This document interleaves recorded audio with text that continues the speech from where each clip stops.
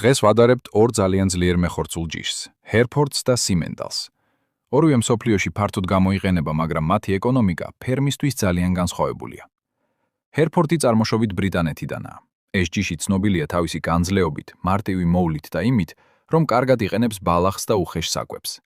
ამიტომ ჰერფორდი განსაკუთრებით პოპულარულია იმ ფერმებში, სადაც საქონელი იზრდება საძოვარზე და საკვების თვითღირებულება დაბალია. სიმენტალი კი წარმოშობით შვეიცარიიდან მოდის და შექმნილია მაღალი წარმოებისთვის. ეს ჯიში სწრაფად იზრდება, აღწევს დიდ ცოცხალ წონას და რეალიზაციის დროს იძლევა უფრო მეტ კილოგრამ ხორცს თითოეულ პირუტყვზე. თუმცა სიმენტალს მეტი კონცენტრირებული საკვები სჭირდება, რომ თავისი პოტენციალი სრულად გამოავლინოს.